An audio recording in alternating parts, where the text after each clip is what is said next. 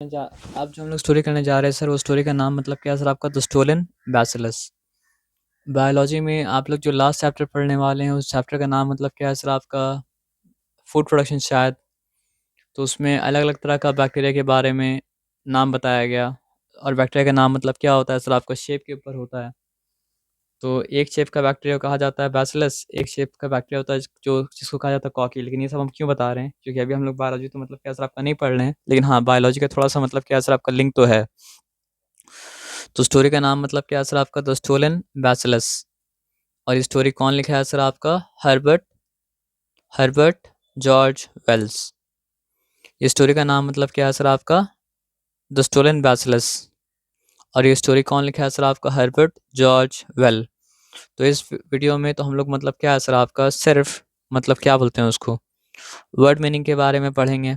और किसी चीज़ के बारे में मतलब क्या सर आपका नहीं पढ़ेंगे। जब वर्ड मीनिंग मतलब क्या सर आपका हो जाएगा, तो हम लोग क्या सर आपका चैप्टर में एंटर करके चैप्टर के एक्सप्लेनेशन को समझेंगे। तो बैसिलस का मतलब क्या होता है सर आपका? Rod shaped bacteria. बैसिलस का मतलब क्या होता है सर आपका?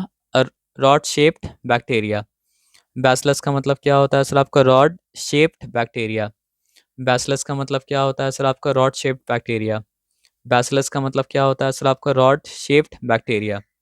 बैसिलस का मतलब क्या होता है सर आपका? Rod shaped bacteria. याद रहेगा।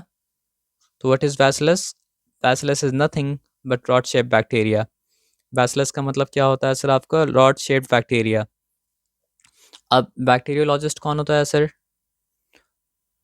वो साइंटिस्ट जो डिजीज़ फैलाने वाला बैक्टीरिया को स्टडी करता है, उसको कहा जाता है बैक्टीरियोलॉजिस्ट। तो who is a bacteriologist? A scientist who studies disease carrying bacteria. Who is a bacteriologist? A scientist who study disease causing a scientist who study disease carrying bacteria. तो यहाँ पे ब्लरी है, आप लोग मतलब क्या सर आपका अपने बुक का पेज नंबर मतलब क्या सर आपका 88 खोल के मतलब क्या सर आपका देख लेना। हमको नज़र आ रहा है इसलिए हम पढ़ रहे हैं, ठीक है ना। कोलेरा का मतलब क्या होता है? A water borne disease.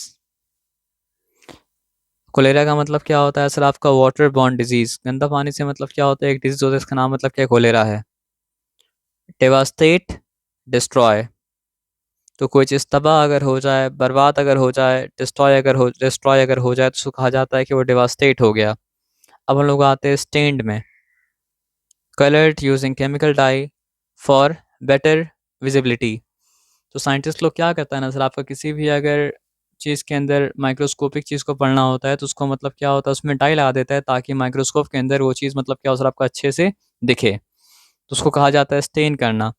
तो स्टेन्ड का क्या मतलब होता है? Coloured using chemical dye for better visibility.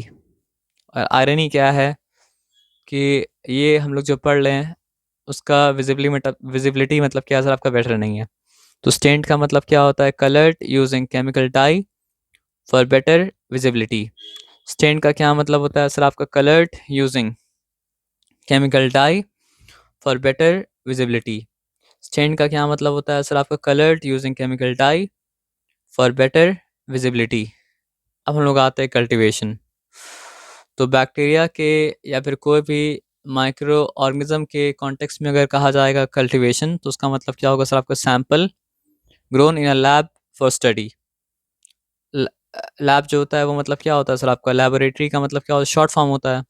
तो लेबोरेटरी में बैक्टीरिया का कोई सैंपल को अगर ग्रो किया गया स्टडी करने के लिए, कहा जाएगा उसका कल्टीवेशन किया गया। तो what is cultivation? Sample grown in a laboratory for study. तो what is the meaning of cultivation? Sample grown in a laboratory to study for study. So what is the meaning of cultivation? Sample grown in a laboratory for study.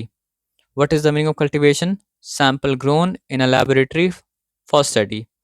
What is the meaning of cultivation? Sample grown in a laboratory for